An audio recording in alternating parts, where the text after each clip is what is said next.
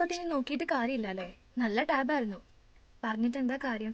ഇതൊരു ഒന്നൊന്നര വീഴ്ചയായിരുന്നു. അത് കണ്ടാലറിയില്ലേ? എന്ത് ചെയ്യാനാ? ഹായ് ഓൾ, അപ്പം നമ്മുടെ ഇന്നത്തെ വീഡിയോ എന്ന് പറഞ്ഞിട്ടുണ്ടെങ്കിൽ കുഞ്ഞാറ്റിന്റെ ടാബിനെ പറ്റിയിട്ടാണ്.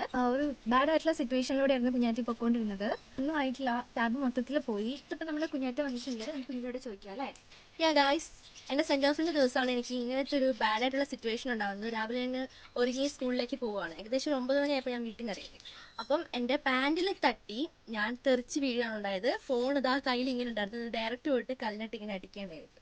എന്തായാലും എനിക്ക് സംഭവിക്കേണ്ടത് എൻ്റെ ഫോണിൽ സംഭവിച്ചു. സത്യം പറഞ്ഞാൽ എൻ്റെ മുമ്പിൽ രണ്ട് വലിയ കൊണ്ടായിരുന്നു. എന്തായാലും ദൈവം രക്ഷിച്ച് അങ്ങനെ സംഭവിച്ചില്ല. എൻ്റെ കാൽമുട്ട് രണ്ടും ഇടിച്ചിട്ട് ചതഞ്ഞ് നീരായി. പിന്നെ വയറിൻ്റെ ഇവിടെ ജസ്റ്റ് ഒന്ന് കല്ലിടിച്ചു. പിന്നെ അവിടെ ഇവിടെയൊക്കെയായിട്ട് കുറേ ചതവുകൾ. ഏറ്റവും ചതവ് പറ്റിയ എൻ്റെ ഫോണിലാണ്. അതിൻ്റെ തെല്ല് വരെ പുറത്തു നിൽക്കുന്നത് നിങ്ങൾക്ക് കാണാൻ കഴിയും ഗായ്സ്.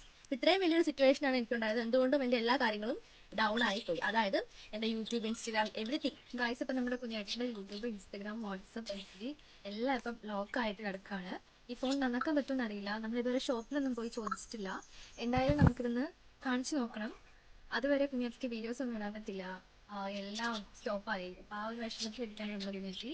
എന്തായാലും അവൻ്റെ ഫോൺ വേഗം ശരിയാവട്ടെ, അല്ലെങ്കിൽ നമുക്ക് പുതിയ ഫോൺ വാങ്ങേണ്ടി വരും. ഇപ്പം നമ്മുടെ കുഞ്ഞാറ്റി യൂട്യൂബ് ചാനൽ സ്റ്റാർട്ട് ചെയ്തിട്ട് കുറച്ചായിട്ടുള്ളൂ. അപ്പോഴേക്കാണ് നമ്മുടെ ഫോൺ ഇങ്ങനെ ആയത്. അപ്പോൾ അവൻ്റെ സബ്സ്ക്രൈബേഴ്സൊക്കെ വിചാരിക്കുന്നുണ്ടാവും എന്താണ് പറ്റിയതെന്ന്.